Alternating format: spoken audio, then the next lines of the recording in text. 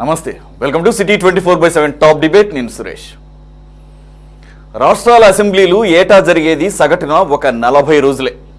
అందులో కూడా అరుపులు, కేకలు, ఆందోళనలు, వాకౌట్లను కూడా తీసేస్తే సభ సజావుగా సాగేది మహా అయితే 15 రోజులే ఉండొచ్చు.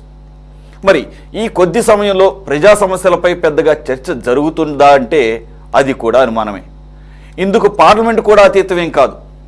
అందుకే ఢిల్లీ వేదికగా జరిగిన అఖిల భారత స్పీకర్ల సదస్సులో డిప్యూటీ స్పీకర్ రఘురామకృష్ణరాజు కీలక సూచనలు చేశారు. చట్టసభలను ఏటా 60 రోజులైనా నిర్వహించాలని కోరారు.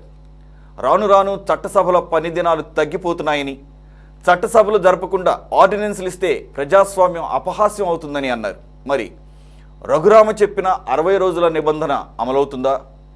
అది అమలు కావాలంటే ఏం చేయాలి? ఈ అంశంపై డిబేట్లో పార్టిసిపేట్ చేస్తున్నారు తెలుగుదేశం పార్టీ అధికార ప్రతినిధి వై విజయకరణ్ గారు. నమస్తే అండి, welcome to the debate. Congress అధికార ప్రతినిధి state minority observer Sheikh Baji గారు కూడా నమస్తే sir, welcome to the debate. Senior journalist, ప్రముఖ రాజకీయ విశ్లేషకులు కోటేశ్వరరావు గారు కూడా నమస్తే అండి, వెల్కమ్. మరి కాసేపట్లో సిపిఎం ప్రతినిధి కూడా జాయిన్ అవుతారు. Will start off with Baji గారు, కాంగ్రెస్ ప్రతినిధి. సార్ బాజీ గారు.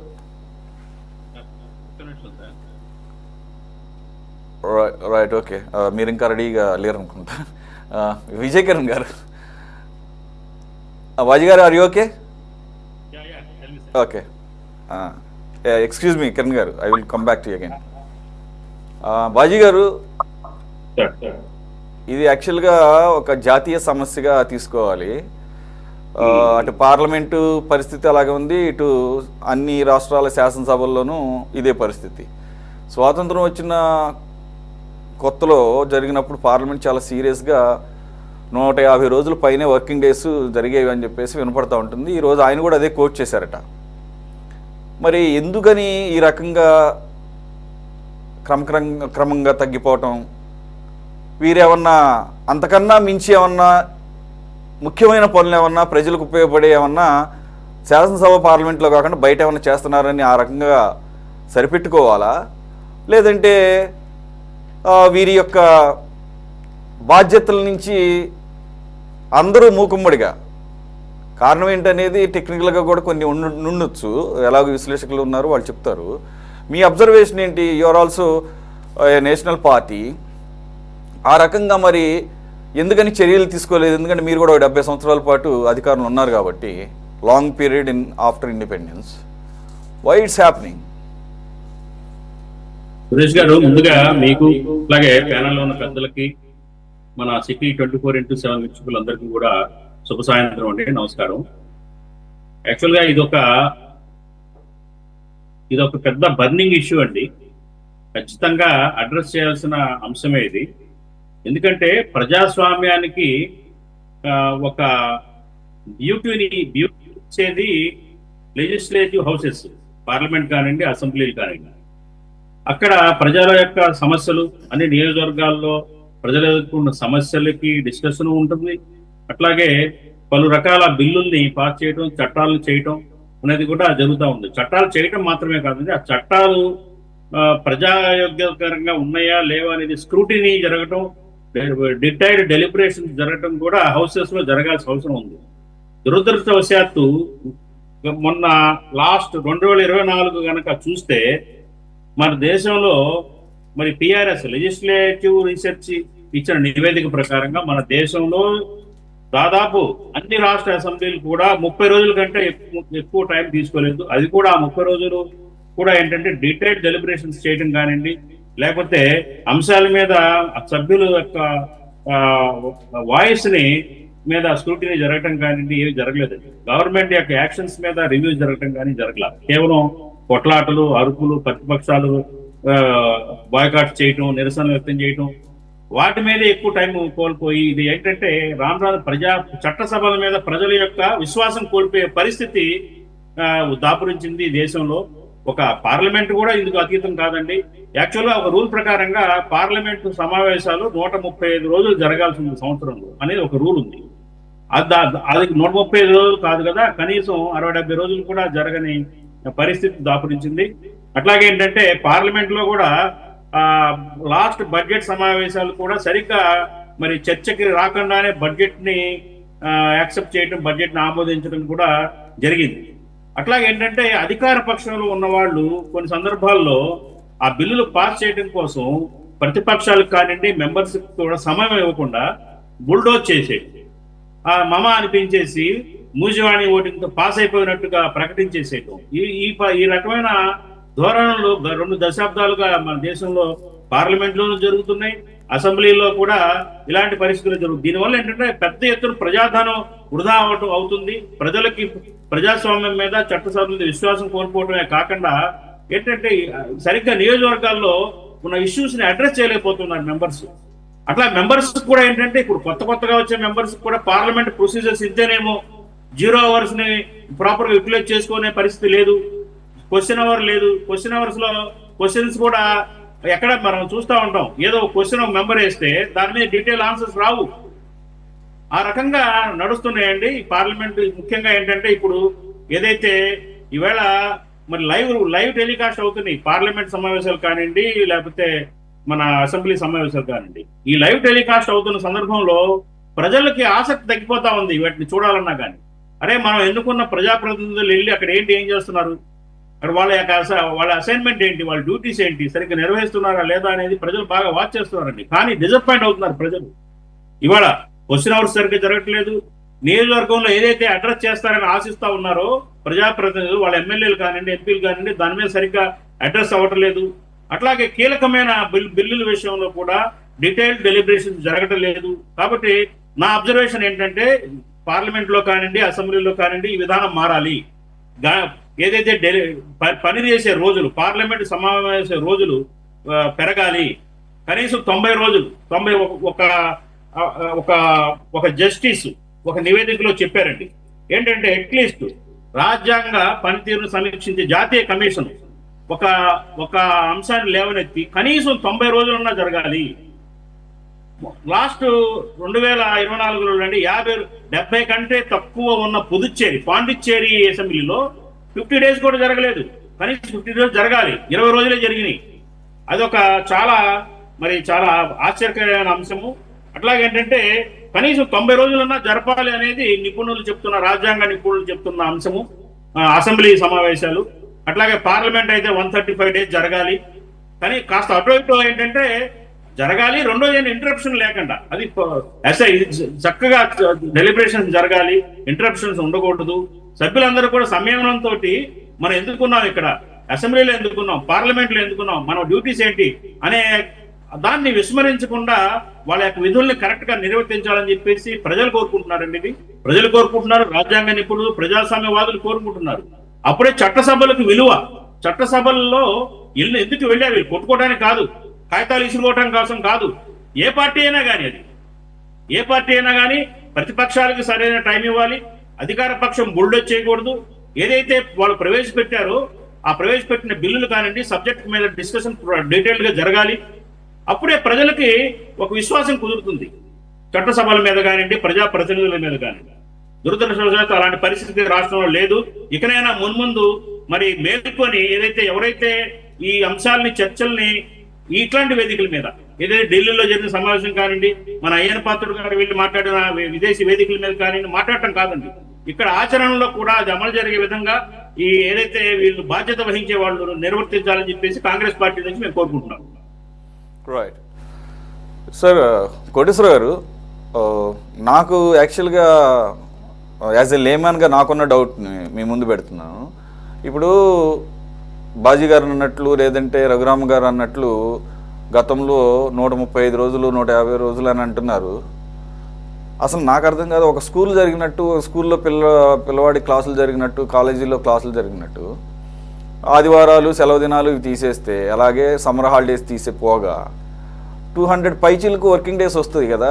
ఎందు గురించి ఆ రకంగా ఆలోచించరు? అంటే ఒకటి, వీళ్ళు ప్రజాప్రతినిధులు కాదంటం లేదు, మరి నియోజకవర్గాలు అంటే వారు ఆ రకమైనటువంటి పని ఇంపార్టెంటా, లేకపోతే వాళ్ళని ఏ పని మీద అయితే ఎన్నుకున్నారో దీనికోసం అయితే శాసనాలు చేయడానికి, శాసనసభ వేదికగా సమస్యలు ఎలుగెత్తడానికి అది ప్రయారిటీగా ఉండాలా? సురేష్ గారు, పార్లమెంటరీ ప్రజాస్వామ్యం గురించి కొంతమందికి ఉదాహరణకు మన దేశంలో నక్సలైట్లుగా తమను తాము మావోయిస్టులు లెనినిస్టులుగా ప్రకటించుకున్నటువంటి వాళ్ళకి మాకు ఈ రాజ్యాంగం మీద ఈ చట్టసభల మీద మాకు నమ్మకం లేదు అని చెప్పినటువంటి వాళ్ళు అసలు ఎన్నికల్లోనే పోటీ చేయకుండా బహిష్కరించడం అనేది మనం చూసాం. మాకు పార్లమెంటరీ ప్రజాస్వామ్యం మీద విశ్వాసం ఉంది. మేము దానికి గట్టిగా కట్టుబడి ఉంటాం. భారతదేశం ప్రజాస్వామ్యానికి తల్లి వంటిది అని కబుర్లు చెప్పేటువంటి పార్టీలు అవి అసెంబ్లీలో అయినా లేదా పార్లమెంట్ అయినా నడిపోయేటువంటి తీరుని ఇవాళ మనం చర్చించుకుంటున్నాం. అంటే బహిష్కరించినటువంటి వాళ్ళు సూటిగా వాళ్ళ అభిప్రాయం మీద వాళ్ళు చెప్పారు, తప్ప ఉప్పు అనేటువంటిది అది వేరే అంశం. కానీ పార్లమెంటరీ ప్రజాస్వామ్యాన్ని మేము కాపాడుతున్నాము, నిలబెడుతున్నాం అని చెప్పేటువంటి వాళ్ళు ఈ చట్టసభల్ని ఒక ప్రహసనప్రాయంగా మార్చారు అనేటువంటిది మనం గమనించాల్సినటువంటి అవసరం ఉంది. అమెరికాలో ప్రజాప్రతినిధుల సభ, కాంగ్రెస్ అంటారు, సగటున ఏడాదికి 147 రోజులు పనిచేస్తుంది. అదేవిధంగా పెద్దల సభ, సెనెట్ 165 రోజులు పనిచేస్తున్నట్టుగా గణాంకాలు మనకి చెప్తున్నాయి. మరి మన దేశం, మన ఆంధ్రప్రదేశ్ విషయానికి వస్తే 2014 నుంచి 19 వరకు 5 సంవత్సరాల పాటు జరిగినటువంటి 14వ అసెంబ్లీ 125 రోజులు సమావేశం, ఇది మొత్తం 5 ఏళ్ల. ఆ తర్వాత జగన్మోహన్ రెడ్డి గారు ఏలుబడిలో 79 రోజులు జరిగింది. ఇప్పుడు మళ్ళా చంద్రబాబు నాయుడు గారి హయాంలో ఇప్పటి వరకు జరిగినటువంటి సమావేశాలు 31 రోజులు.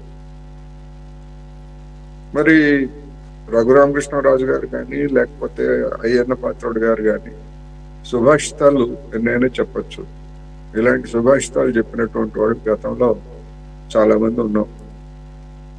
పెద్ద రాష్ట్రాల అసెంబ్లీలు సంవత్సరానికి కనీసం 100 రోజులు పనిచేయాలి అని చెప్పినటువంటి వాళ్ళు కూడా గతంలో ఉన్నారు. ఇప్పుడు వీళ్ళిద్దరు చెప్పినటువంటి దాని ప్రకారం అయ్యన్న పాత్రుడు 70 రోజులు అని చెప్తారు, రఘురామకృష్ణరాజు గారు 60 రోజులు అని చెప్పారు.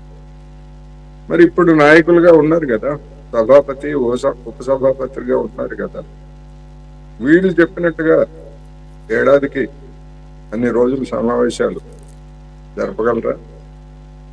ఇప్పటి వరకు అయితే జరిపినటువంటి చరిత్ర లేదు ఏడాది కాలంలో. మరి జరపనప్పుడు ఎందుకు కబుర్లు చెప్తుంటారు? ఇట్లాంటి కబుర్లు ఎందుకు చెప్తుంటారు? స్పీకర్లు సదస్సులు కావచ్చు, బయట కావచ్చు. అంటే రాజుగారి గంగాళంలో అందరూ పాల్పొద్దాం ఉన్నట్టుగా, నీళ్లు పోసినట్టుగా వీళ్ళు ఆచరణలో ఈ విధంగా ఉందనేది మనం గమనించాలి. ఎందుకని ఈ విధమైనటువంటి అసెంబ్లీలను చూసి లేదా పార్లమెంట్లను చూసి పాలకపక్షాలు ఎందుకు పారిపోతున్నాయి? నేను మళ్ళా చెప్తాను, పారిపోతున్నాయి. ఈ పారిపోవటం అనేటువంటిది పాలకుల వైఫల్యాలు పెరిగే కొద్దీ ప్రతిపక్షాలు, అవి చిన్నవా పెద్దవా, ఒకళ్ళ ఇద్దరా, ఎంతమంది లేదా ఎంత సంఖ్య ఉందని కాదు, ఎంతమంది ప్రశ్నించినా కానీ సరైనటువంటి సమాధానం చెప్పేటువంటి ధైర్యం లేక సమావేశాలని అధికార పక్షానికి చెందినటువంటి వాళ్లే అల్లరికి దిగి ప్రతిపక్షాలను రెచ్చగొట్టి ప్రతిపక్షాలని మళ్ళా వీళ్ళ మీద నెపం మోపడం అనేటువంటిది మనం చూస్తున్నాం. గతంలో అరుణ్ జైట్లీ ఆయన చనిపోయారు, బీజేపీ నాయకుడు. ఆయన ఎందుకు మీరు ఈ విధంగా పార్లమెంట్ ని నడవనీయకుండా అల్లరి చేస్తున్నారు, లేకపోతే ఏమిటంటే పార్లమెంటరీ ప్రజాస్వామ్యంలో ఈ విధమైనటువంటి కార్యాచరణ కూడా ఒక నిరసన రూపం అని చెప్పేసి బీజేపీ నాయకుడిగా ఉన్నప్పుడు ఆయన సమర్థించుకున్నాడు. మరి అదే నిరసన రూపాన్ని ఇప్పుడు కాంగ్రెస్ కావచ్చు లేదా ఇండియా బ్లాక్ పార్టీలు కావచ్చు, అదే నిరసన రూపాన్ని మరి ఈ 10 సంవత్సరాల కాలంలో చేస్తూ ఉంటే వాళ్ళు గుండెలు బాదుకుంటారు. ప్రతిపక్షంగా ఉన్నప్పుడు బీజేపీ పాత్ర ఏమిటి, లేదా బీజేపీ వాళ్ళు దాన్ని ఎట్లా సమర్థించుకున్నారు, ఇప్పుడు ఎట్లా వ్యవహరిస్తున్నారు అంటే అధికారంలో ఉన్నప్పుడు ఒక మాట, అధికారంలో లేనప్పుడు ఒక మాట. అందువలన ముఖ్యమంత్రిగా సభానాయకుడిగా చంద్రబాబు నాయుడు గారు కానీ, లేదా రద్దయినటువంటి గత సభానాయకుడిగా జగన్మోహన్ రెడ్డి గారు కానీ సమావేశాలను జరపడానికి వాళ్ళకై వాళ్ళు కూడా చొరవ తీసుకొని ఇచ్చగించినటువంటి చరిత్ర మనకి లేదు అనేది మనం గమనించాలి. అందువల్ల పైకి ఎవరైనా ఎన్నైనా కబుర్లు చెప్పచ్చు. మన రాజ్యాంగంలో ఉన్నటువంటి ఒక ప్రధానమైనటువంటి లోపం ఏంటంటే, మన శాసన వ్యవస్థలో 6 నెలలకు ఒకసారి కంపల్సరీగా సమావేశం జరపాలి తప్ప ఎన్ని రోజులు జరపాలి అనేటువంటి దాని మీద ఒక నిర్దిష్టమైనటువంటి ఒక రాజ్యాంగ విధి ఎక్కడ లేదు. అందుకనే కొన్ని సభలు, కొన్ని అసెంబ్లీలు 20 రోజులు, 15 రోజులు, లేకపోతే నెల రోజులు ఇట్లా జరుగుతాయి. కొన్ని 60 రోజులు, 50 రోజులు. మొత్తంగా చూసినప్పుడు అన్ని రాష్ట్రాల అసెంబ్లీల పనితీరు చూసినప్పుడు కేరళ రాష్ట్రంలోనే సగటున దాదాపు 40-50 రోజుల చొప్పున వాళ్ళు పనిచేసినట్టుగా కొన్ని నివేదికలు ఉన్నాయి. ఒరిస్సా కూడా గణనీయంగానే పనిచేసిందనేది వచ్చినటువంటి నివేదిక. అందువల్ల మరి మిగిలినటువంటి రాష్ట్రాలకి ఏమైంది, ఎందుకని ఆ విధంగా చేయట్లేదు అనేటువంటి సమస్య. పోనీ జరుగుతున్నటువంటి సమావేశాలు ఏమైనా బాధ్యతాయుతంగా ప్రతిపక్షాలు కానీ లేకపోతే అధికార పక్షం కానీ ఉన్నాయా అంటే కొన్ని సందర్భాల్లో అది కూడా మనకి కనపడదు. అందుకని ఎక్కడ ఉన్నది లోపం అని చూసుకున్నప్పుడు మన పార్లమెంటరీ వ్యవస్థని రహస్యప్రాయంగా దిగజారుస్తున్నటువంటి పార్టీల్లోనే ఉన్నది. పార్టీలలో ఈ ప్రతినిధులుగా ఉన్నటువంటి వాళ్ళు అందరూ ఎవరు, అన్ని పార్టీల్లో నేర చరిత్ర కలిగినటువంటి వాళ్ళు. ఇక్కడ మీరు ఉదాహరించినట్టు కేరళ అట్లాంటివి కొద్దిగా ఏదైతే reasonable working days and working అవర్స్కి దగ్గరగా ఉన్నా, నేనేమంటున్నానంటే అయినా కూడా అవి కూడా తక్కువగానే అనిపిస్తుంది కదా మన సామాన్యులకి. రెండోది when particularly as you mention when compare to other countries and all, అలాగే స్వాతంత్రం వచ్చిన కొత్తలో జరిగిన వాటితో పోల్చుకుంటే ప్రైమరీగా ఏమైనా టెక్నికల్ రీజన్స్ ఏమైనా ఉండే అవకాశం ఉందా? రెండు, ఇప్పుడు ఆ శాసనసభలు, శాసన మండలి ఇవన్నీ కూడా ఎంతో ఖర్చుతో చాలా ఆడంబరంగా కట్టుకుంటున్న పరిస్థితులు మనం చూస్తున్నాం. పార్లమెంటుతో సహా హై ఎండ్ టెక్నాలజీని వాడి లేటెస్ట్ ఇన్ఫ్రాస్ట్రక్చర్తో ఒక ప్రైడ్గా మరి కడుతున్నప్పుడు, ఇప్పుడు ఏకంగా అమరావతిలో అయితే ఉన్నవి కాకుండా ఐకానిక్ స్ట్రక్చర్స్ కడుతున్నప్పుడు what is the use of them when you are not using regularly? అవి మిగిలిన రోజుల్లో తలుపులు తాళాలు వేసుకుని ఉండటానిక ఇన్ఫ్రాస్ట్రక్చర్? నాకు బేసిక్ డౌట్. రెండోది, what about the staff who is serving in there? వాళ్ళు ఏంటి, వాళ్ళు ఏమన్నా వీళ్ళకిలా కాకుండా డైలీ వాళ్ళకి ఏమైనా డ్యూటీస్ ఉంటాయా? లేదంటే మరి వీళ్ళకిలాగానే వాళ్ళు కూడా అన్ని రోజులే పనిచేస్తారా? మరి ఫుల్ టైం శాలరీస్ తీసుకుంటున్నప్పుడు అది ఏ రకంగా అనేది ఒక చిన్న అనుమానం. ఇప్పుడు నేను అసెంబ్లీ సమావేశాలని ఉమ్మడి రాష్ట్రంలో నేను కవర్ చేశాను. బడ్జెట్ సమావేశాలు అంటే ఎవరు అధికారంలో ఉన్నప్పటికీ, ఎవరు ముఖ్యమంత్రిగా అధికారంలో ఉన్నప్పటికీ కనీసం నెల రోజులు జరపాలి అనేటువంటి అభిప్రాయం ఉండేది. ఆ విధంగా జరిగిన రోజులు ఉన్నాయి. నెల రోజులు సెలవులు అటు ఇటు వచ్చినా కానీ ఫిబ్రవరి 28నో లేకపోతే 27నో ప్రారంభం అయితే మార్చి 31 లేదా 30వ తేదీ నాటికి ముగిసే విధంగా మధ్యలో 4 రోజులు 5 రోజులు సెలవులు వచ్చిన ఒక నెల రోజులు అనేటువంటి అభిప్రాయం ఉండేది. ఆ విధంగా అమలు జరిగాయి. కానీ మరి ఇప్పుడు ఆ విధమైనటువంటి, ఒకవేళ అట్లా కనుక చూసుకున్నట్లయితే మరి 5 సంవత్సరాలు బడ్జెట్ సమావేశాలు జరిపేట్లయితే 150 రోజులు వాటికే పెట్టాలి. కానీ ఎక్కడ శీతాకాల సమావేశాలు కానీ, వర్షాకాల సమావేశాలు కానీ, ఇవన్నీ కూడా అంటే ముఖ్యమైనటువంటి బిల్లుల్ని పాస్ చేయించుకోవడానికి, లేకపోతే మధ్యలో జారీ చేసినటువంటి ఆర్డినెన్స్ని చట్టాలుగా బిల్లులుగా మార్చుకోవడానికి, అంటే ఒక సాంకేతికంగా అవసరమైనటువంటి ప్రక్రియకు, చట్టపరమైనటువంటి ప్రక్రియకు సమావేశాలు తప్ప ప్రజల సమస్యల్ని చర్చించడానికి వీటిని వినియోగించుకున్నటువంటి తీరు మనకి ఎక్కడ కూడా కనపడదు. అందుకనే అనేక సందర్భాల్లో పార్లమెంట్లో కానీ లేదా వివిధ రాష్ట్రాల అసెంబ్లీల్లో కానీ అల్లరి జరిగి, లేకపోతే అధికార పక్షం వైపు నుంచి కావచ్చు, ప్రతిపక్షాల వైపు నుంచి కావచ్చు, బడ్జెట్ పద్ధతుల మీద కూడా చర్చ జరగకపోతే చివరి రోజు గిల్టన్ అని ప్రకటించేస్తారంతే. అంటే ఇంకా ఎలాంటి చర్చ లేకుండా ప్రభుత్వం ఏవైతే పద్ధతుల్ని ప్రతిపాదించిందో దాన్ని ఆమోదించినట్టుగానే ప్రకటించేస్తారు.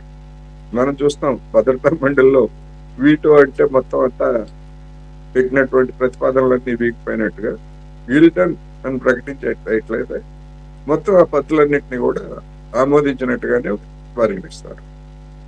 మరి ఇది ఏమి ప్రజాస్వామ్యం, ఏమి చర్చ? ప్రజాప్రతినిధులకు ప్రతిపక్షాలుగా ఉన్నటువంటి వాళ్ళు ఆ విధంగానే ఉన్నారు, అధికార పక్షం వాళ్ళు ఆ విధంగా. అందుకని ఇది ఒక నిజానికి ఒక విషాదకరమైనటువంటి పరిస్థితి అనేది మనం చెప్పుకోవాలి.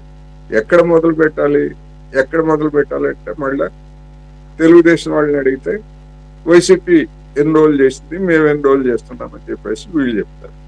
అదే జగన్మోహన్ రెడ్డి గారిని అడిగితే మరి గతంలో ఉమ్మడి రాష్ట్రంలో కావచ్చు, లేదా చంద్రబాబు నాయుడు గారు ఎన్ని రోజులు నిర్వహించారు, మేము మా పరిస్థితి కూడా అదే అని చెప్పేసి వాళ్ళని ఆదర్శంగా తీసుకోవడం తప్ప వీళ్ళు చెప్పేటువంటి ఆదర్శాలను వీళ్ళు ఏ మేరకు పాటిస్తున్నారా అంటే అది ఎక్కడ కనపడలేదు. అందుకని అనేక ముఖ్యమైనటువంటి అంశాలు ఏవి కూడా ముందుకు రావు. ఇతరతర ఉబుసుపోయినటువంటి, లేకపోతే సరుకు లేనటువంటివి, లేదా ఆధారాలు లేనటువంటి అనేకమైనటువంటి ఆరోపణలతోటి సభలు స్తంభింపజేయడం లేదా కాలక్షేపం చేయడం జరుగుతుంది తప్ప నిర్మాణయుతంగా జరగడం లేదనేది మొత్తం వాస్తవం. ఇక వైసీపీ అసలు ఆ సభకే వెళ్ళని ఆల్రెడీ భీష్మించుకుంటుంది, దాన్ని పాటిస్తుంది కదా, ఇది ప్రతిపక్షంగా ఉన్నప్పుడు. అక్కడ ఆంధ్రప్రదేశ్ లోనేమో వైసీపీ ఆ పని చేస్తా ఉంది. ఇక్కడ తెలంగాణలో కూడా వస్తున్నట్టు పోతున్నట్టు కొన్నిసార్లు మాట్లాడుతున్నట్టు తప్ప ఇక్కడ కూడా ఇప్పటి వరకు జరిగినటువంటి అన్ని కూడా సభానాయకుడు, ప్రతిపక్ష నాయకుడు అసెంబ్లీకి రాడు. అక్కడ మరి అదొక విచిత్రమైనటువంటి పరిస్థితి. అంటే మరి వీళ్ళే కదా పరిస్థితి అని చెప్పేసి దీన్ని ఎలాగో లైట్ గా తీసుకుంటాం కూడా కరెక్ట్ కాదేమో అసలు. ఇక వాళ్ళు ఎందుకని ఆ పర్క్స్, మంత్లీ పర్క్స్ ని ఎందుకు అనుభవించాలి, వాళ్ళకి ఎందుకు ఆ టీవీ ఉండాలి, వాళ్ళకి ఎందుకు ఆ ఫెసిలిటీస్ కల్పించాలి? Are they eligible to I mean experience those fruits despite not attending the assembly regularly? అలాగే వాళ్ళు చాలా ఓపెన్ గా మొదటి రోజే మేము వెళ్ళమని, ఆయన నాయకుడితోనే కాకుండా 11 మంది వెళ్ళనంటూ, అలాంటప్పుడు నిజంగా కనుక వాళ్ళకి ఏమాత్రం నైతిక విలువలు ఉన్నా మేము వెళ్ళాం కాబట్టి దాని ద్వారా వచ్చేటటువంటి ఏ ప్రతిఫలం కూడా మేము తీసుకోము, కానీ మా ప్రజలకు మేము సేవ చేస్తాం, ఎమ్మెల్యేలుగా కంటిన్యూ అవుతాం అన్న కాస్త వినటానికి, లేకపోతే అప్పుడు కూడా యాక్సెప్టబుల్ కాదు, ఎందుకంటే వాళ్ళని ఎన్నుకున్న దాని గురించి కాదు. అయినా కూడా మరి దాని మీద ఎందుకు చర్చ జరగదో అర్థం కాని పరిస్థితి. మరి కనీసం జగన్మోహన్ రెడ్డి గారన్నా ఆయన ఎమ్మెల్యేగా మరి ఆయనకి రావాల్సిన ఆయన తీసుకుంటున్నారు, మరి వదులుకున్నారు స్వచ్ఛంగా లేదో తెలియదు. ఆంధ్రప్రదేశ్ లో జరుగుతున్నటువంటి పరిణామాలు కావచ్చు, తెలంగాణలో జరుగుతున్నటువంటి పరిణామాలు కావచ్చు, సరికొత్త సమస్యల్ని ఇవాళ ఎజెండా మీదకి తీసుకొచ్చాయి. ఇక్కడ ప్రతిపక్ష నాయకుడిగా ఉన్నటువంటి పార్టీ నేత అసెంబ్లీకి రాకుండా గవర్నరు ప్రసంగానికి వచ్చి, ఎందుకంటే ఆ రోజు కూడా రాకపోయేట్లయితే వరుసగా 60 రోజులు గైర్హాజరైతే సభ్యత్వాన్ని ఆటోమేటిక్ గా కోల్పోయేటువంటి నిబంధన అవుతుంది కనుక అది వచ్చేసి మిగిలిన రోజులు రారు. పోనీ ఆయన ఉన్న ప్రోటోకాల్ ప్రకారం అవసరమైనటువంటి సిబ్బంది, వాళ్ళకి ప్రత్యాలు అన్ని తీసుకుంటారు. మరి అసలు సభకే రానటువంటి వాళ్ళని, అందుకనే ఇప్పుడు ఇవన్నీ కూడా చర్చనీయాంశం. అలాంటి వాళ్ళని ఎందుకని సభ్యులుగా కొనసాగించాలి? వాళ్ళ సభ్యత్వాన్ని అనర్హులుగా ప్రకటించాల్సినటువంటి అవసరం ఉంది. అందుకని ఇటువంటి వాటి మీద ఇప్పుడు ఎట్లాగైతే ఏదో ఒక రాష్ట్రంలో ప్రతిపక్ష పార్టీలకు చెందినటువంటి కేజ్రీవాల్ జైల్లో ఉండి కూడా పరిపాలన సాగించాడు అనేటువంటి ఒక్క కారణాన్ని చూపించి 30 రోజులు జైల్లో ఉంటే సభ్యత్వం మరి పదవి రద్దు అనేటువంటి చట్టాన్ని తీసుకొచ్చినటువంటి వాళ్ళు మరి ఈ విధంగా అసెంబ్లీ సమావేశాలకు రాకుండా లేకపోతే ఇంకోటి జరుగుతున్నప్పుడు మరి ఇటువంటి దాని గురించి కనీసం చర్చ అన్న పెట్టాలి కదా. రైట్, దాన్ని కూడా చర్చ పెట్టాలి, ఓకే కూడా ఆ అంశాన్ని కూడా చర్చ పెట్టాలి. మరి ఇటువంటి వాటి గురించి ఎందుకని మాట్లాడరు అంటే తమకు కావాల్సినటువంటి వాటిని లేదా ప్రతిపక్షాల మీద ఆయుధాలుగా ప్రయోగించదలుచుకున్న వాటినేమో ఆ విధంగా చేస్తారు, మిగిలినటువంటి వాటి పట్ల మౌనంగా ఉంటారు. ఇది కూడా ద్వంద్వ వైఖరే అని మనం చెప్పుకోవచ్చు. యాక్చువల్లీ మీరు మెన్షన్ చేశారు కాబట్టి తప్పే ఉంది. ఆయన కనీసం అదేంటి జైల్లో కూర్చొని కూడా ఖాళీగా లేకుండా ఇంకాస్త నింపాదిగా పరిపాలన అక్కడి నుంచి సాగించాడని అనుకోవాలి. ఫైల్స్ ఇంకాస్త బాగా స్టడీ చేసి ఏది కొంతమంది డైలాగులు చెప్తున్నారు కదా, కక్ష సాధింపుల్లో భాగంగా మమ్మల్ని జైల్లో కూర్చోబెడితే హాయిగా రెస్ట్ తీసుకుంటాము, గ్లామర్ పెంచుతాము, కండలు పెంచుతాము, యోగా చేసుకుంటాము, హెల్త్ పెంచుకుంటామని ఇదే తప్ప అంతే తప్ప మేము జైలు నుంచి కూడా మేము ప్రజలకు సేవ చేస్తాం అనేది ఎవరు మాట్లాడట్లేదు కదా. కాబట్టి అంతేలే, అటువంటి వాళ్ళు ఎందుకు నచ్చుతారు బీజేపీకిను వీళ్ళకి. కాబట్టి ఏంటంటే ఒక్క నిమిషం తమిళనాడు విషయానికి వస్తే ఎన్జి రామచంద్రన్ ఆయన బెడ్ మీద ఉన్నారని అందరికీ తెలుసు. ఆయన ఏమి భౌతికంగా కాళ్ళు చేతులు కదపలేని స్థితిలో ఉన్నారని కూడా తెలుసు. అటువంటి స్థితిలో కూడా ఆయన ముఖ్యమంత్రిగా బాధ్యతలు నిర్వహించినట్టుగా మనం చదువుకున్నాం. అందుకని మన దేశంలో అనేక విషయాలు జరుగుతున్నాయి. వీటన్నిటిని ఖచ్చితంగా జనం చర్చించాలి, అన్ని పార్టీలు కూడా చర్చించాలి అనేది మనం చెప్పుకోవచ్చు. కిరణ్ గారు, అట్లీస్ట్ మీ ప్రభుత్వ హయాంలో మీరు ఎంపిక చేసినటువంటి డిప్యూటీ స్పీకర్ రఘురామకృష్ణరాజు గారు ఈ అంశాన్ని లేవనెత్తడం, ఒక డిస్కషన్కి తీసుకోవడం మంచిదే. ఆ రంగం మిమ్మల్ని అప్రిషియేట్ చేయొచ్చు. But when we take the figures in last 10-11 years already Koteswara garu చూసినట్టున్నారు, స్టడీ చేశారు కాబట్టి 130 or plus అంటున్నారు. మీ ఫస్ట్ 5 years 14 to 19 యావరేజ్ తీసుకుందాము, ఒక 30 to 35 days పర్ ఇయర్. అలా చూసుకున్నా 60 days 25 days 125 days 2014 నుంచి 2019 అంతే 25 days 25 days అనుకుంటే వైసీపీ హయాంలో 79/5 వేస్తే అంతండి యావరేజ్ 15 days. కాబట్టి మా 15 రోజులు ప్లస్ వచ్చింది. ఏది ఆయన యావరేజ్, జగన్మోహన్ రెడ్డి గారి యావరేజ్ 15 అంటే సంవత్సరానికి 15 రోజుల పనిచేసేది. పిల్లలు చూస్తే నవ్వుతారండి. మా స్కూళ్ళకి ఏమైతే పంపిస్తున్నారు, కాలేజీలకి ఎట్లా పంపిస్తున్నారు, వీళ్ళు ఏమైతుంది ఏంటి బాడీ గార్డులను వేసుకొని ఇంత జీతభత్యాలు తీసుకుంటూ ఇలా ఎంజాయ్ చేస్తున్నారండి. వాళ్ళకి దాకా వెళ్ళనివ్వట్లేదు. సరే పక్కన పెడితే మళ్ళీ మీరు తీసుకుందాము, లాస్ట్ 14 or 15 monthsలో 31 days అంటున్నారు. Still it's not up to the mark what Raghurama Krishna Raju garu is mentioning. Maybe at least ఆ దిశలో వెళదాం అనుకుంటున్నారేమో, చూద్దాం. ఇంకా ఒక 3.5 years ఉంది. అయినా మీరు మాత్రం ఏం చేస్తారు, మసాలా లేకపోతే అక్కడ ప్రతిపక్షమే లేనప్పుడు ఇంకా మీరు కూర్చొని బాకలుదుకుంటే తప్ప అని మీ దాంట్లో తగ్గినా కొద్దిగా అర్థం చేసుకోవచ్చు. ఎందుకంటే చూడటానికి మాకు కూడా ఇంట్రెస్ట్ ఉండదు కదా, ప్రతిపక్షమే లేనప్పుడు ఇంకేముంది. బట్ ఎనీవే కొంత డిస్కషన్స్ అయితే జరుగుతున్నాయి అట్లీస్ట్ ఎమ్మెల్సీ మండలిలో. సార్ కిరణ్ గారు, మరి అన్నట్లు మాటలు చెప్తే సరిపోదు, చేతల్లో చూపించాలి అన్నప్పుడు మరి చంద్రబాబు నాయుడు గారు ఎక్కువగా అసెంబ్లీలో టైం గడపడం కన్నా డెవలప్మెంట్ యాక్టివిటీస్, గవర్నెన్స్ వీటికి ఎక్కువ ప్రాధాన్యత ఇవ్వాలి అనేది ఆ యాంగిల్ అర్థం చేసుకోవాలా, లేదంటే చట్టసభల్లోనే ఎక్కువ సమయం కేటాయించి రఘురామకృష్ణరాజు గారు సజెస్ట్ చేసినట్లు వాటిని పెంచాల్సిన పరిస్థితి ఏమన్నా మీరు ఆలోచిస్తారు? సార్ గుడ్ ఈవినింగ్ అండి, మీకు ప్యానల్ సభ్యులు ప్రేక్షకులందరూ కూడా గుడ్ ఈవినింగ్ అండి. ఇప్పుడు అసెంబ్లీ, పార్లమెంట్ ఇవన్నీ కూడా ప్రజాస్వామ్యానికి దేవాలయాలు లాంటివి. ఇప్పుడు అక్కడ ఉండేటువంటి సభ్యులు కూడా ప్రజలకు సంబంధించి మనల్ని ఎన్నుకొని మన యొక్క ప్రాంతానికి సంబంధించి, మన యొక్క రాష్ట్రానికి సంబంధించి అనేకమైనటువంటి అంశాలపైన మనం చర్చించాలా, చర్చించిన దానిపైన ప్రభుత్వం నుంచి సమాధానాలు రాబట్టాలా, తద్వారా సమస్యల పరిష్కారానికి కృషి చేయాలా. ఇది ఎవరైనా చేయాల్సినటువంటి కనీసమైనటువంటి ధర్మం.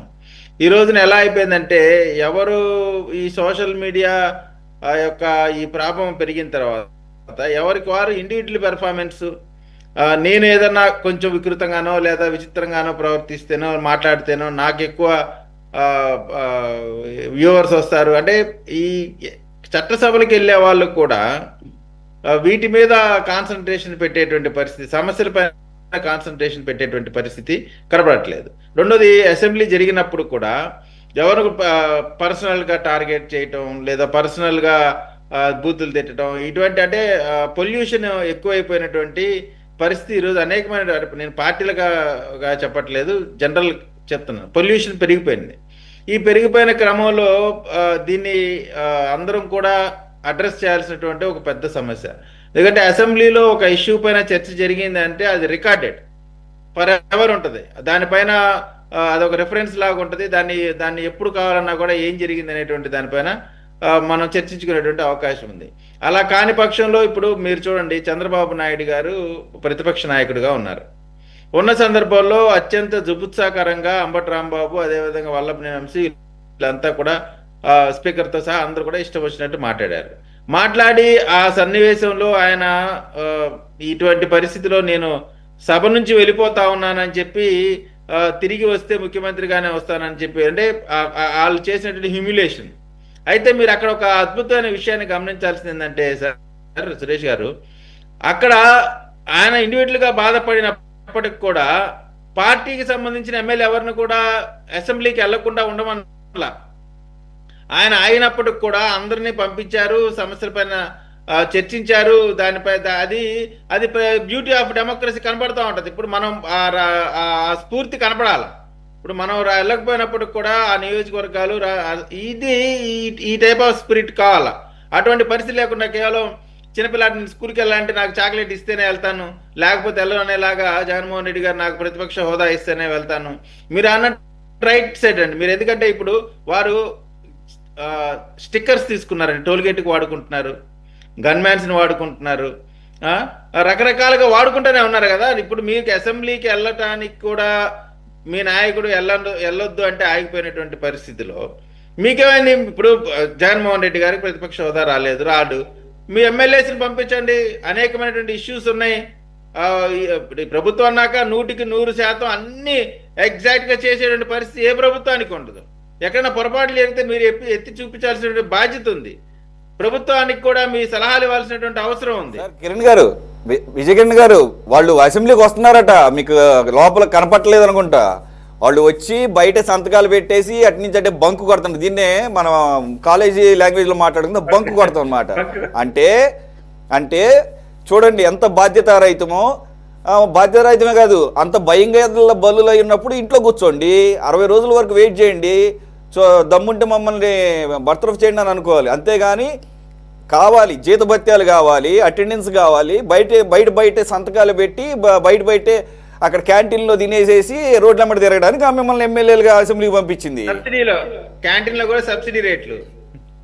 అదే సో ఇది ఈ పరిణామాలు ఈ ప్రజాస్వామ్యానికి మంచిది కాదండి. ఖచ్చితంగా అనేకమైనటువంటి సమస్యల పైన చర్చించాల్సిన అసెంబ్లీని ఎన్ని రోజులు జరపాలనేటువంటి పాయింట్లో ఎటువంటి ఇది లేదు, ఎక్కువ రోజులు జరపాల్సినటువంటి బాధ్యత ఉంది. దాంతో పాటుగా ఆ క్వాలిటీగా జరపాల్సినటువంటి అవసరం కూడా ఉంది. ఎందుకంటే ఎట్లా పడితే అట్లా మాట్లాడటం, ఈ ఇండివిజువల్ ఫోకస్ ఎక్కువైపోయిందండి. ఇప్పుడు నేను ఒక్కడనే బాగా కనపడాలా, లేదా నా ఒక్కడి పైన రీల్స్ రావాలా, వీడియోస్ రావాలా, ఆ టైప్ ఇష్యూ రావాలా అనేటువంటి ఆలోచనలు పోయారు. ఇష్యూని మనం ఫోకస్ చేయాలా, నా కాన్స్టిట్యున్సీలో ఈ ఇష్యూ ఉంది, ఒక 500 పడకల హాస్పిటల్ కావాలా, లేదా ఒక ఫ్లైఓవర్, ఈ పోయినాయి. కాదు సార్, మీరు అన్నట్టు ఫోకస్ దాని మీద ఉండాలి. రీల్స్ చేసుకోవాలనుకుంటే ఎమ్మెల్యేలకి ఎందుకు, శుభ్రంగా రీల్స్ చేసుకుంటా యూట్యూబర్లు గానో ఇన్ఫ్లుయెన్సర్లు గానో కెమెరా పెట్టుకుని రోడ్ల మీద తిరగొచ్చు కదా సార్, ప్రజా సమస్యలు ఎలుగెత్తి చాటుతూ. క్వాలిటీ ఇవన్నీ కూడా మిస్ అయిపోయినాయండి. ఏదైనా దురదృష్టం. ఇక నుంచైనా సరే ప్రజాస్వామ్యబద్ధంగా జరగాల. ఇప్పుడున్నటువంటి ఆంధ్రప్రదేశ్ సంబంధించిన ఎమ్మెల్యేలు బంకు కొట్టకుండా సంతకం పెట్టి అసెంబ్లీలోకి రావాలని కోరుకుంటాను. అదే తెలంగాణలో కూడా కేసీఆర్ గారు ప్రతిపక్ష నాయకుడిగా అసెంబ్లీకి రావాల్సిన కనీస బాధ్యత, ఆయన సీనియర్ లెజిస్లేటర్, మరి ఆయన కూడా ఇట్లాంటివి చేస్తా ఉన్నాడంటే దురదృష్టవశాత్తు దీన్ని మనం వారే ఆలోచన చేసుకోవాలి, ప్రజాస్వామ్యయుతంగా ప్రవర్తిస్తున్నామా లేదని. ఏది ఏమైనప్పుడు కూడా అసెంబ్లీ అనేటువంటిది ఎక్కువ రోజులు జరగాల, దాంతోపాటుగా ఎక్కువ సమస్యల గురించి మాట్లాడాలా, ఆ సమస్యలకు ఒక పరిష్కారం రావాలా. రాష్ట్రాల పరిధిలో ఉన్న అసెంబ్లీలో కానీ అటు పార్లమెంట్లో కానీ ఆ మంచి అట్మాస్ఫియర్ రావాలా. గతంలో ఇంత ఎక్స్పోజర్ ఈ మీడియా లేనప్పుడేనంటే అత్యద్భుతంగా జరిగినాయి, అంతా కూడా క్వాలిటీ మనుషులు ఉండేవాళ్ళు. ఇప్పుడు ఏంటంటే బాగా డబ్బులు సంపాదించుకోవటం, వ్యాపారాల్లో సోకుల కోసం ఈ డబ్బులు పెట్టుకొని ఎమ్మెల్యేలు ఎంపీలు అవటం, నిజంగా ఇటువంటి పరిస్థితి కూడా చాలా దారుణంగా ఉందండి. ఎవరికి బాధ్యతగా ప్రవర్తించేటువంటి వారి సంఖ్య తగ్గిపోతా ఉంది. సో బాధ్యతగా ఉండే వాళ్ళని ఎన్నుకోవాల్సినటువంటి అవసరం ప్రజల పైన కూడా ఉంది. ప్రజలు కూడా ఇది పొల్యూట్ అయిపోయింది సార్ అన్ని లెవెల్స్ లో కూడా.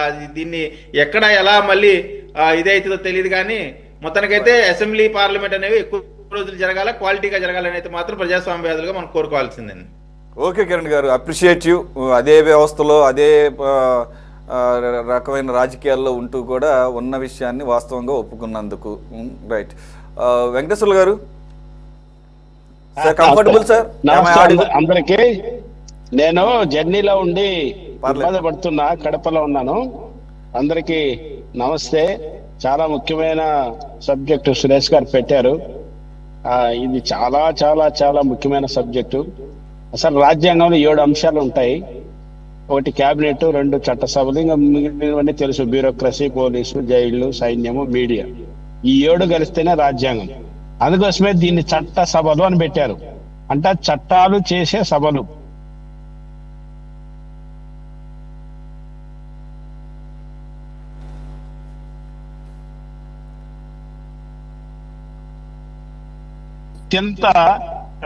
అత్యంత విలువ ఉంది.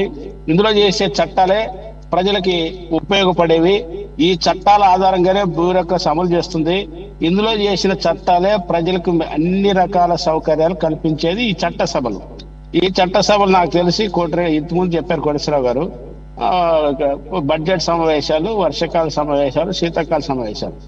బడ్జెట్ సమావేశాలు అనేది వచ్చే ఆర్థిక సంవత్సరం ఈ రాష్ట్రంలో ఏం అభివృద్ధి చేయాలి, నిధులు ఎక్కడి నుంచి రాబట్టాలి, ఎలా ఖర్చు చేయాలి అని సంపూర్ణంగా 50 రోజుల పాటు ఫిబ్రవరి 10, 12 ప్రారంభమైతే మార్చి ఆఖరికి ఫైనాన్షియల్ ఇయర్ ఎండ్ చేసి సమావేశాలు ముగిసేవి.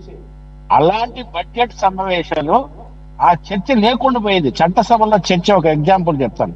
2006లో అసైన్డ్ చట్ట సవరణ రాజశేఖర్ రెడ్డి గారు చట్ట సవరణ చేస్తే ఒక అసైన్డ్ చట్ట సవరణ నష్టమా లాభమా అని చర్చించడానికి 5 రోజులు చర్చ చేశారు.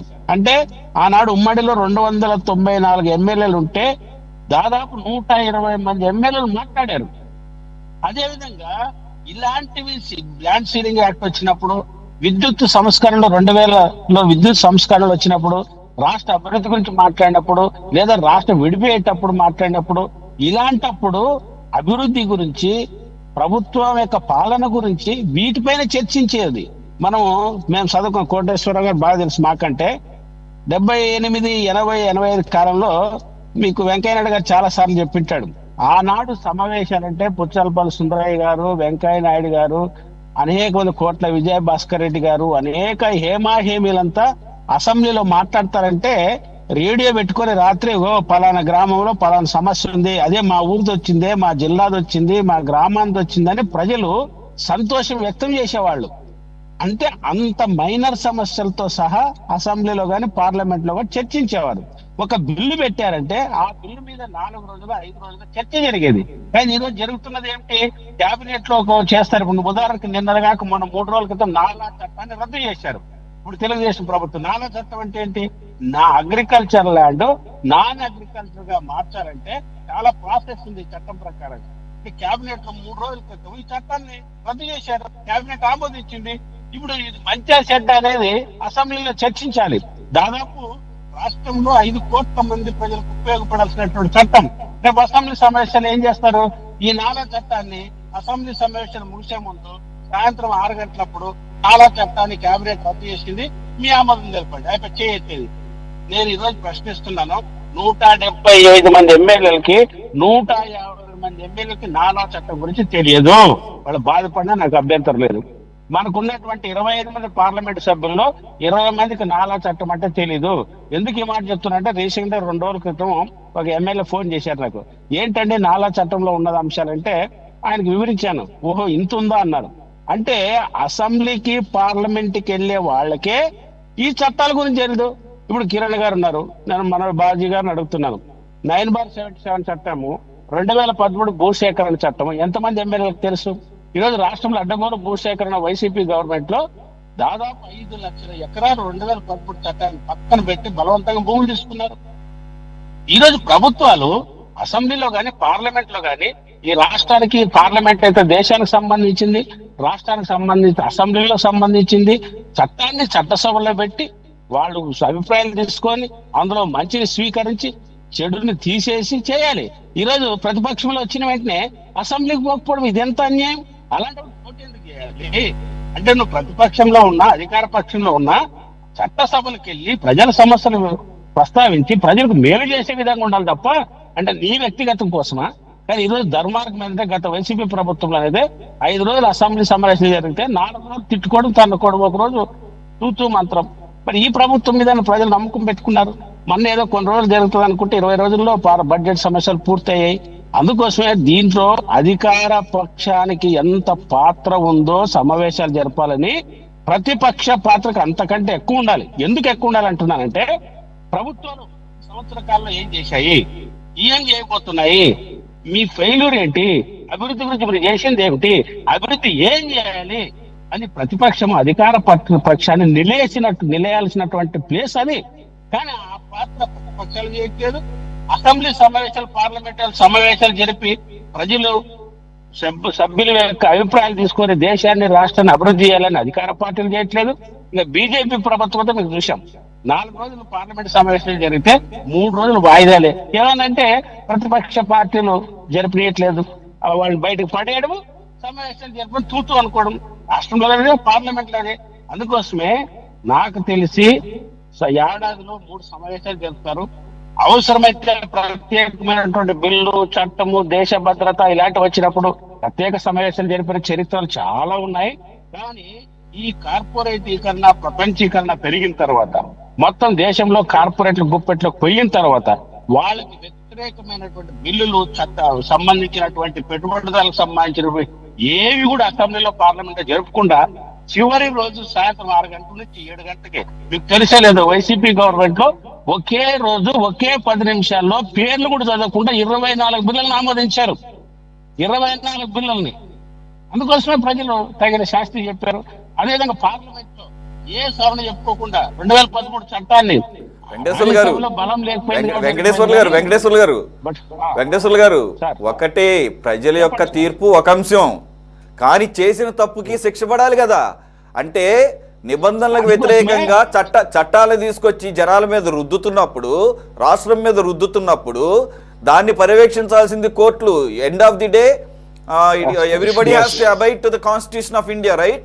మరి అంటే అప్పుడు దానికి కారణం ఎవరు వహించాలి? అప్పుడు స్పీకర్ గా వెలగబెట్టినటువంటి వ్యక్తి బాధ్యత తీసుకోవాలి. అందుకోసమే చట్టసభలు చెయ్యనివి ఈరోజు సుప్రీంకోర్టుకి, హైకోర్టుకి మీరు ఈ మధ్య చూసింటారు. దేశ చరిత్రలో ఇన్ని కేసులు, ఇన్ని సెక్షన్లు ఎప్పుడు రావట్లేదు.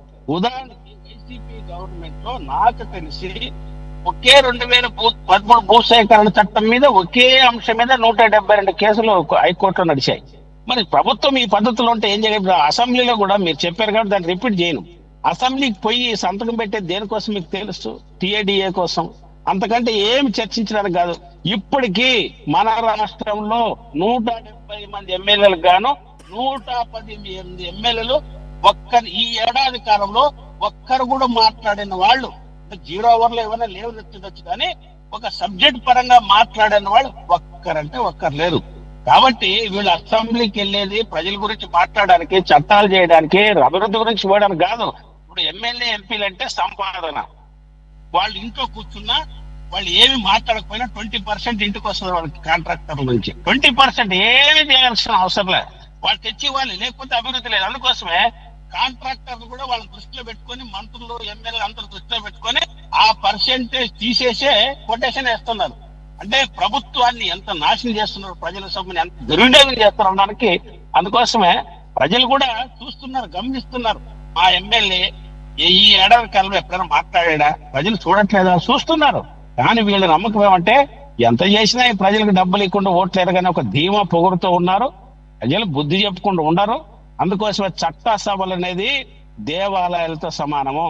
చట్టసభలు ఉండేది అభివృద్ధి గురించి, చట్టసభలు ఉండేది మెరుగైన చట్టాలు చేసి రాష్ట్రాన్ని అంటే రాష్ట్రాన్ని, కేంద్రం అంటే కేంద్రాన్ని పురోగతి కోసం చేయడానికి.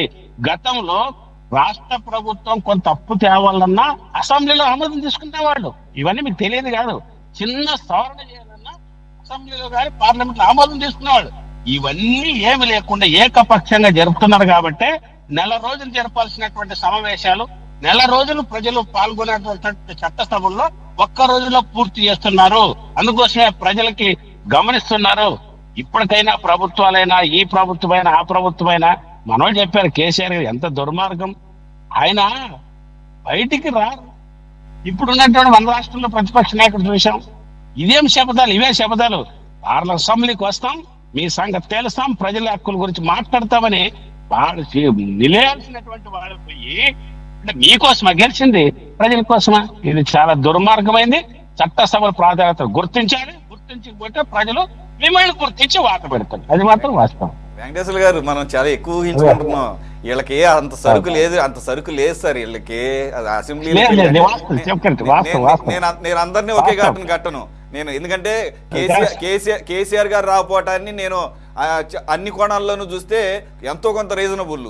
ఆయన లేకపోయినా అంతే ధీటుగా బీఆర్ఎస్ యొక్క వాయిస్ ని ధీటుగా అక్కడ వినపడుతుంది. ఆ లోటేం లేదు అక్కడ. కాకపోతే ప్రతిపక్ష నాయకుడు రావాల్సిన బాధ్యత ఉంది ఇక్కడ. అందుకుంటే నేను అన్నింటి ఒకే ఘాటు ఆయన మొదట్లో ఆయనకు ఆరోగ్యం బాగాలేదు, కాలు తుంటి ఆపరేషన్ జరిగింది, ఖచ్చితంగా నెలల తరబడి టైం పడుతుంది. ఇంకోటి ఆయన వయసును దృష్టిలో పెట్టుకొని, ఆయన ఆరోగ్యం దృష్టిలో పెట్టుకొని అలాగని చెప్పేసి ఏమైనా లోటు ఉందా? లేదు.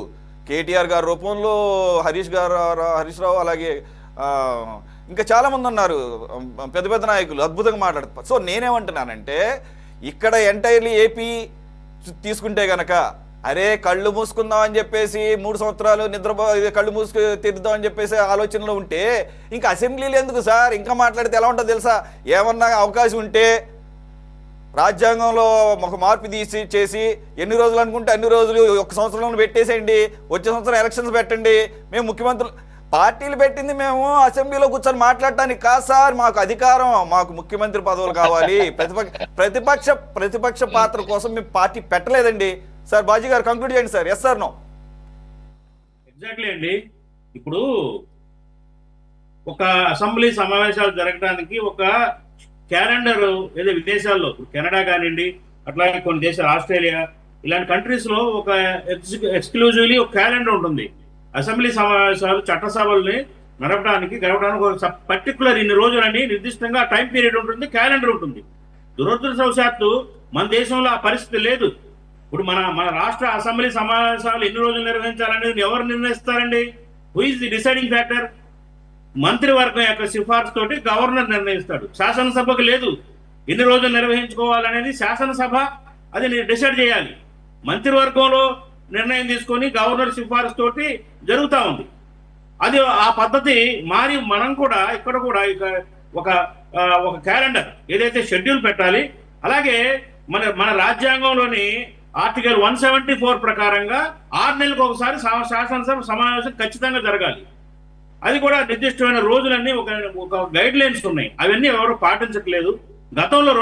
గతంలో యావరేజ్ గా ఏది 1960, 80, 90లో యావరేజ్ గా 57 రోజులు 60 రోజులు శాసనసభ సమావేశాలు సగటుగా నేను చెప్పేది జరుగుతుందండి. ఇవాళ 20 రోజులు సగటు, అది కూడా అరకొరగా డిస్కషన్స్ ఒకే రోజున. ఆశ్చర్యకరంగా అండి, ఈ దేశంలో మొత్తం 500 బిల్లులు పాస్ అయితే అందులో 51% బిల్లులు ఒకే రోజు పాస్ అవటం. ఓన్లీ వన్ డేలో మమా అనిపించేసి పాస్ చేసినట్లుగా రికార్డ్స్ ఉన్నాయి. సో ఎంత దారుణం అండి. చర్చలకి తావివ్వకుండా ఒకే రోజులో బిల్లులు ఊరికే అలా పాస్ చేసేసుకోవటం. దానివల్ల ఏంటి లాభం? అందులో ఇంకొక ముఖ్యమైన ప్రధానమైన అంశం నేను ప్రస్తావించదలిచానండి. దాంతో ముగిస్తాను. ఒకటి ఏంటంటే, ఈ లోక్సభలో కానీ అసెంబ్లీలో కానివ్వండి డిప్యూటీ స్పీకర్ల నియామకము మరి దానికి కూడా నిర్దిష్టంగా మనకు రాజ్యాంగంలో పొందుపరిచారు. ఖచ్చితంగా రెండవ స్పీకర్ని ఎన్నుకోవాలని చెప్పేసి. కానీ 8 రాష్ట్రాల్లో ఇవాళ డిప్యూటీ స్పీకర్ లేరు. ఆశ్చర్యకరంగా 2019 నుంచి మన లోక్సభకి డిప్యూటీ స్పీకర్ లేడు. జార్ఖండ్ లో అయితే ఆశ్చర్యకరంగా 20 సంవత్సరాల నుంచి డిప్యూటీ స్పీకర్ లేడు. ఏం జరుగుతుంది? మన రాజ్యాంగాన్ని ఫాలో అవుతున్నామా? ఏం చేస్తున్నామండి? కాబట్టి ఇలాంటి చాలా రుగ్మతలు, చాలా విధాలుగా నష్టం జరుగుతూ ఉంది. అందులో ప్రధానమైన అంశం ఏంటంటే, కేంద్రం నుంచి ప్రస్తుత కాలంలో ఒక దశాబ్ద కాలం నుండి కేంద్రం నుండి రాష్ట్రాలకు అనేక స్కీముల ద్వారా ఫండ్స్ వస్తున్నాయి. కేంద్రం రాష్ట్రాల కోసం నిర్దిష్టంగా ఫండ్స్ రిలీజ్ చేస్తుంది డిఫరెంట్ స్కీమ్స్ కింద. వాటి డిస్కషన్ అసెంబ్లీలో జరగాలి. వాటిని యూటిలైజేషన్ ఏం చేయాలి, ఎలా ఆ ఫండ్స్ ని మనం యూటిలైజ్ చేసుకోవాలి, రాష్ట్రానికి మన మ్యాచింగ్ గ్రాంట్స్ ఎలా ఇవ్వాలి, ఇవన్నీ కూడా డిస్కస్ చేసుకునే ప్రాంతం అసెంబ్లీ, వేదిక అసెంబ్లీ. అక్కడ వేదికలో ఏం చేయకుండా ఊరికే ఒక కేబినెట్ సమావేశం ఏర్పాటు చేసుకొని దాంట్లో ఏదో చర్చించేసుకొని అమలు జరిపేస్తున్నారు. ఇది కరెక్ట్ కాదండి. ప్రజాస్వామ్యానికి ఇది విఘాతము. ప్రజల యొక్క అభిష్టాలు నెరవేరవు, ఆకాంక్షలు నెరవేరవు. ప్రజాప్రతినిధులుగా ఎన్నికైన వాళ్ళకి వాళ్ళ హక్కులు కూడా వాళ్ళు వినియోగించుకోలేని పరిస్థితి ఉంది వాళ్ళ. కాబట్టి ఈ విధానం మారాలని ఆశిద్దాం. భవిష్యత్తులో అయినా ఈ ఆలోచన అయ్యన్న పాత్ర గారు లేవనెత్తారు, రఘురామకృష్ణరాజు లేవనెత్తారు. కాబట్టి కనీసం మన రాష్ట్రంలో అసెంబ్లీ పని దినాలు పెంచడం, అట్లాగే అటెండెన్స్ ఆఫ్ ది లెజిస్లేచర్స్ కూడా వీళ్ళు పని దినాలు పెంచడం, వీళ్ళు అటెండ్ అవ్వాలి. కరెక్ట్గా అటెండ్ అవ్వటం, వాళ్ళ నియోజకవర్గాల సమస్యలను ప్రస్తావించడం, అదే జరిగితే ఖచ్చితంగా మంచి ఫలితాలు వస్తాయని నా ఉద్దేశం. సురేష్ గారు. Right sir. కోటేశ్వర గారు, కంక్లూడ్ చేద్దాం. ఇంకొకటి, మనం బ్రిటిష్ పార్లమెంటరీ వ్యవస్థ నుంచి కొంత తీసుకున్నాము. రాజ్యాంగం బ్రిటిష్ నుంచి, అమెరికా నుంచి, కెనడా నుంచి, ఆస్ట్రేలియా నుంచి, దాదాపుగా ఎన్నో దేశాల నుంచి తీసుకున్నాం, ఫ్రాన్స్ నుంచి అని అంటారు. అదే పార్లమెంటరీ సిస్టమ్ కూడా మనం కూడా దాదాపు ఫాలో అవుతున్నాము. మరి వాళ్ళది ఎప్పుడు వీళ్ళు చూడరా? అసలు పార్లమెంటు మనకున్నంత విశాలంగా కూడా ఉండదు సార్. మరి మీరు చూసే ఉంటారు, బ్రిటిష్ పార్లమెంట్ కనుక చూస్తే ఏంటో ఒకళ్ళ పక్కన ఒకళ్ళు ఏదో ఒళ్ళు కూర్చున్నట్టే ఉంటుంది, అంత క్లోజ్గా ఉంటుంది. అంటే ఫెసిలిటీస్ పరంగా చెబుతున్నాను. మన వాళ్ళకి చాలా విశాలంగా ఉండాలి. ఎందుకంటే మనోడు మొబైల్ చూసుకుంటున్నంటే ఈడు చూసేది పక్కనోడు కనపడకూడదు కదా, ఈడేం చూస్తున్నాడు. ఎందుకంటే తప్పదు, ఇక లాంగ్వేజ్ వాడాల్సిందే. ఎందుకంటే పోర్న్ వెబ్సైట్ చూస్తున్నా, పోర్న్ వీడియోస్ చూస్తున్నటువంటి ఎమ్మెల్యేలు చూస్తున్నా, ఏది అసెంబ్లీ టైంలో కూడా అంత ఆరాటంగా ఉంటే ఏమైనా బాత్రూంలోకి వెళ్ళి అదే టాయిలెట్లో కూడా సావాలి. కానీ అంతా తెలిసి రికార్డ్ అవుతుందని చెప్పేసి అటువంటి పరిస్థితుల్లో వీళ్ళు బయట దేశాలు అబ్జర్వ్ చేయరా సార్? అక్కడ ఎంత ఫాస్ట్ టైం ఎంత ఇదిగా తీసుకుంటారు. నిక్ ఆఫ్ ఏ మూమెంట్ ఆలోచనకు కూడా అవకాశం లేకుండా మిస్టర్ ప్రైమ్ మినిస్టర్ అని చెప్పేసి ఈయన సంబోధిస్తాడు, అపోజిషన్ లీడర్ అయిన ఆయన సంబోధిస్తాడు. ఒక వాగ్వాదం జరిగినట్టు డిబేట్గా అన్ని వందల మంది మధ్యలో ఏంటి ఈయన క్వశ్చన్ అడిగితే ఆయన ఆన్సర్తో టకాటకా మాట్లాడుతుంటారు, ఎక్స్చేంజ్ ఆఫ్ ఇది. మరి ఏం నేర్చుకున్నాం సార్? మరి ఆ చట్టాల నుంచే కదా మనం రాసుకుంది. నాకు అదే అర్థం కాదు. మరి ఇక్కడేమో ఇలా డిటీరియేట్ అయిపోతుంది. అసలు మన ప్రధానమంత్రులు సభకే రావట్లేదు కదా, ముఖ్యంగా నరేంద్ర మోడీ గారు. పార్లమెంట్ సమావేశాలకే రారు. ఇక రానప్పుడు ప్రతిపక్షం వాళ్ళు ఎంత మొత్తుకున్నా ఏమైనా చేసేది ఏం లేదు. ఒకటి అందుకనే చెప్తుంది, దేవాలయం అని చెప్పేసి మొక్కటం వేరు, లేకపోతే మేము పూజలు చేస్తా ఉంటే వేరు. ఆ దేవాలయానికి రావడం అన్నా కనీసం ఉండాలి కదా. ఒకటి అందుకని ఎవరైనా కాదు, రాజదండం సంథింగ్ ఏదో ఉంది, రాజదండం సెంగోల్. అందుకని ఇవన్నీ నేను ప్రహసనప్రాయంగా మార్చారు పార్లమెంటరీ వ్యవస్థను అనేది చెప్తాను. రెండోది, అసలు అసెంబ్లీలో కానీ పార్లమెంట్ లో కానీ చర్చలు జరగట్లేదు. ఎందుకు జరగట్లేదు? వ్యక్తిగతమైనటువంటి అంశాలకి లేదా అవినీతి అంశాలకి ఎందుకు ప్రాధాన్యత ఇస్తున్నారు అంటే, 1990లో మన దేశంలో ప్రవేశపెట్టినటువంటి నూతన ఆర్థిక సంస్కరణల పేరుతోటి ముందుకు తెచ్చినటువంటి విధానాల విషయంలో వామపక్షాలకు మినహా ప్రాంతీయ పార్టీలు కానీ జాతీయ పార్టీలు కానీ అన్ని వాటన్నిటిని అంగీకరించాయి. అదే విధానాలను అమలు జరుపుతున్నాయి. ఆ విధానాలను అమలు జరిపిన తర్వాత ఎవరు ప్రతిపక్షంలో ఉన్నా, ఎవరు అధికార పక్షంలో ఉన్నా వాటిని ప్రశ్నించేది ఏముంటది?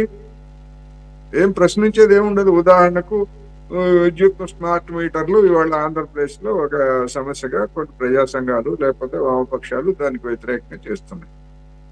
ఒకవేళ జగన్మోహన్ రెడ్డి గారు లేదా ఆయన ఎమ్మెల్యేలు అసెంబ్లీకి వచ్చినా గానీ వాటి గురించి ఏమైనా మాట్లాడే ధైర్యం ఉంటుందా? ఉండదు కదా. ఎందుకని? ఆయన ప్రవేశపెట్టిందే.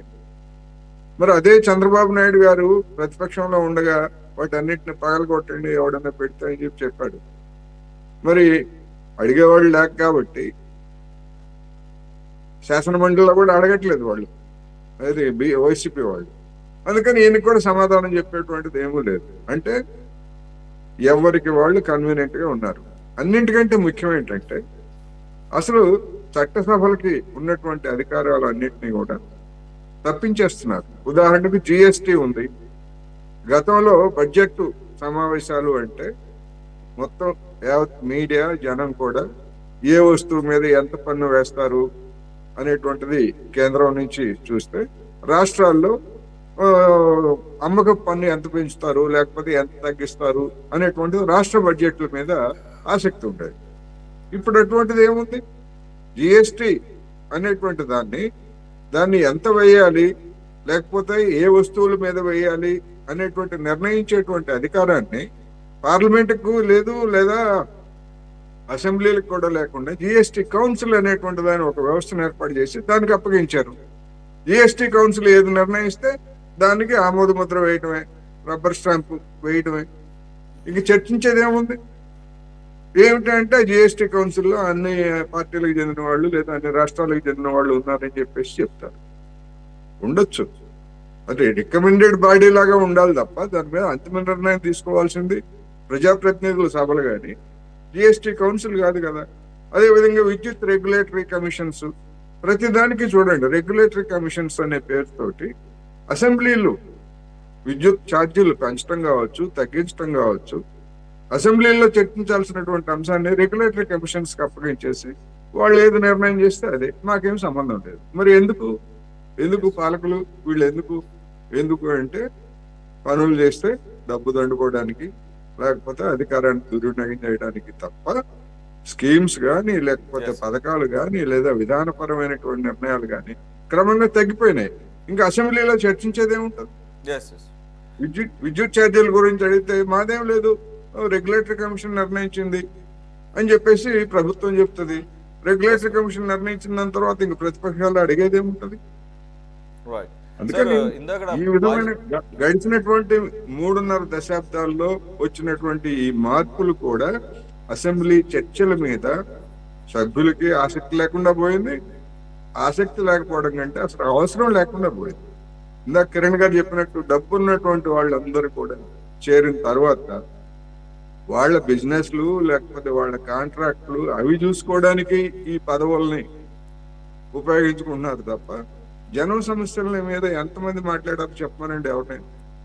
అందుకని మన వ్యవస్థలో వచ్చినటువంటి ఈ మార్పులు రాబోయేటువంటి రోజుల్లో మరింత దిగజారుతాయి. చివరికి ఎక్కడికి పోతాయంటే వ్యక్తిగతమైనటువంటి అంశాల జోలికి, లేదా పశ్చిమ దేశాల్లో మాదిరి ఆ మంత్రికి అటువంటి అక్రమ సంబంధాలు ఉన్నాయి, లేకపోతే ఆ ప్రధానికి అటువంటి అక్రమ సంబంధాలు ఉన్నాయి, ఇట్లాంటి విషయాలన్నింటిలోకి దిగజారుతూ చట్టసభలను కూడా ఆ స్థాయికి దిగజారేటువంటి పరిస్థితులు రాబోయే రోజుల్లో ఉన్నాయి. మనం చూస్తాం, జపాన్ లో చూస్తాం మనం లాబియింగ్, అధికార పక్షంలోనే లాబియింగ్ ఉంటది. ఒక లాబీ ఇంకొక లాబీ కొట్టుకుంటారు అక్కడ, పార్లమెంట్ లో కొట్టుకుంటారు అక్కడ. ఒక లాబీ వాళ్ళకి వ్యతిరేకంగా ఒక లాబీ అంటే ఏమిటి? ఒక కార్పొరేట్ అదానీ లాబీ, లేకపోతే అంబానీ లాబీ, టాటా బిర్లా లాబింగ్ అంటే అదే, అట్లాగే ఉంటాయి. అందువలన దిగజారుడు ఇంకా రాబోయేటువంటి రోజుల్లో మరింత దిగజారే పరిస్థితి తప్ప మెరుగుపడేటువంటి అవకాశాలు అయితే కనపట్లేదు అనేది నేను చివరిగా చెప్పవచ్చు. Right, okay sir. కిరణ్ గారు కంక్లూడ్ చేసేద్దాము. మీ ప్రభుత్వ హయాంలో డిప్యూటీ స్పీకర్ గారు చేసిన వ్యాఖ్యల మీద కాబట్టి మనం డిస్కస్ చేస్తుంది. ఆ రకంగా కొన్ని విధానాలు లేకపోతే కొన్ని చర్యలు తీసుకుంటారని ఎక్స్పెక్ట్ చేయొచ్చా? ఖచ్చితంగా సార్. ఇప్పుడు బాధ్యతగా అనేకమైనటువంటి అంశాలు ఈ రోజున ప్రజాస్వామ్యబద్ధంగా జరుగుతూ ఉన్నాయి. ఒక మంచి ఆలోచన చెప్పారు. ఇది యాక్చువల్గా ఏదైతే కొత్త కనిపెట్టింది కదా, ఉండాల్సిన బాధ్యతగా ఉండాల్సినటువంటి అంశాన్ని ఆయన మరొకసారి పునరుద్ఘాటించారు. ఇది అవసరం కూడా. నేను అనుకుంటా ఉన్నాను రాబోయే రోజుల్లో ఖచ్చితంగా ఇందాక మన సార్ చెప్పినట్టు ఒక క్యాలెండర్ కూడా ఇవ్వాల్సినటువంటి అవసరం ఉంటుంది. మనం కూడా ప్రజాస్వామ్యం, మనం రాజ్యాంగం అమలు చేస్తున్నాము అని చెప్పడం కాకుండా ఇవన్నీ కూడా కార్యరూపంలో కనపడే విధంగా చేసి, అసెంబ్లీ అంటే ఒక గౌరవప్రదమైనటువంటి సమస్యలని చర్చించేటువంటి ఒక వేదిక. ఈ అసెంబ్లీలో జరిగేటువంటి అంశాల ద్వారా ప్రజలకు ఉపయోగపడిద్ది, రాష్ట్రం దేశం అభివృద్ధి చెందిద్ది, మంచి జరిగిద్ది, మంచి మెసేజ్ బయటికి వెళ్తున్నటువంటి అంశాలు రావాలంటే నేను అనుకోవటం మళ్ళీ గొప్ప మహానుభావులు చనిపోయిన వారంతా మళ్ళీ తిరిగి రావాల్సిందే. ఇప్పుడున్నటువంటి ఈ బూర్జువా వ్యవస్థలో అంత ఈజీ వ్యవస్థ కాదు. సో ఏదేమైనా మంచిగా మార్పు రావాలని అయితే మనస్ఫూర్తి కోరుకుంటా ఉన్నానండి. రైట్, కోఇన్సిడెంటల్ అనుకుంటా ఆయనకి సంబంధించింది ఈరోజు ఒక డెవలప్మెంట్. ఆయన మీద ఒక కేసు ఒకటి ఎక్విటల్ అయింది. మనకి ఎవరికైనా కానీ గెస్ట్ చేయొచ్చు ఎందుకు ఎక్విటల్ అయింది అనేది. So that's a different thing. I just wanted to add on. Sir Baji గారు, just one word answer. Deputy స్పీకర్గా ఆ ఆనవాయితీని 2019 నుంచి ఎన్డీఏ ప్రభుత్వం పక్కన పెట్టేసింది. నా గుర్తున్నంత వరకు డిప్యూటీ స్పీకర్ ప్రతిపక్షానికి ఇస్తారు కదండి, అంతే కదా? వాయిస్ మ్యూట్లో. అసలు ఎన్నిక జరుపుకోవాలనేటువంటి అది సంప్రదాయం అండి సురేష్ గారు. సంప్రదాయం జస్ట్ సురేష్ గారు, డిప్యూటీ స్పీకర్ ప్రతిపక్షాలకు ఇవ్వడం అనేది ఒక సంప్రదాయంగా వస్తుంది. అది ఎందుకు ఇవ్వాల్సి వస్తుందనే ఇప్పుడు ఎన్డీఏ ప్రభుత్వం వదిలేసింది, దాన్ని గాలికి వదిలేసింది. 2019 నుంచి లేదు, ఇవ్వట్లేదు. ఇవ్వాల్సి వస్తుందని, ఇవ్వకూడదనే ఒక దుస్సంప్రదాయానికి తెరదీసింది ఎన్డీఏ ప్రభుత్వం. అది కరెక్ట్ కాదు. ఎందుకంటే ప్రజాస్వామ్య విలువలు కాపాడాలి. సంప్రదాయాలు అధికారంలో ఎవరైనా ఉండొచ్చు కాక కొన్ని సంప్రదాయాలు మనం ఖచ్చితంగా పాటించి తీరాలి. అది ఆ కనువిప్పు ఎన్డీఏ ప్రభుత్వానికి రావాలని కోరుకుంటున్నాం. అట్లా అనుకుంటే ఇది ఎలక్షన్ కమిషనర్ని ఎలక్ట్ చేయటంలో దాంట్లో ఉన్న ఈక్విలిబ్రియంని, బ్యాలెన్స్ని ఎందుకు తప్పిస్తారు? మాకు పార్లమెంటరీ పేరు మీద ఒక అధ్యక్ష తరహా వైపు కావాలని వెళుతున్నాం. అందు గురించి అవకాశమే లేకుండా డిప్యూటీ స్పీకర్ని ఆనవాయితీ వద్దు, ఎలక్షన్ కమిషనర్ని ఎన్నుకోవడంలో మా నిర్ణయమే ఉండాలి, మేము ఎవరు కావాలంటే వాళ్ళే ఉండాలి, అందు గురించి చీఫ్ జస్టిస్ ఆఫ్ ఇండియాని పక్కన పెట్టేస్తాము. సార్, ఎన్డీఏ ప్రభుత్వం అన్ని వ్యవస్థల్ని బుల్డోజ్ చేసుకుంటుంది. అదే సార్ అలాగే నిన్న బిల్లు తీసుకొచ్చారు.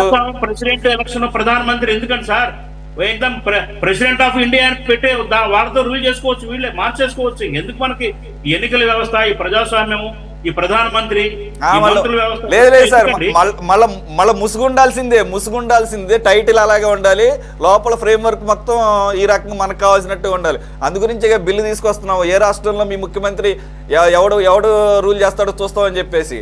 థ్యాంక్స్ ఫర్ జాయినింగ్ బాజీ గారు, కిరణ్ గారు, కోటేశ్వర గారు అండ్ వెంకటేశ్వరరావు గారు. ఇది వాళ్ళ టాప్ డిబేట్. మరో అంశంతో మళ్ళీ కలుద్దాం. State into city 24/7.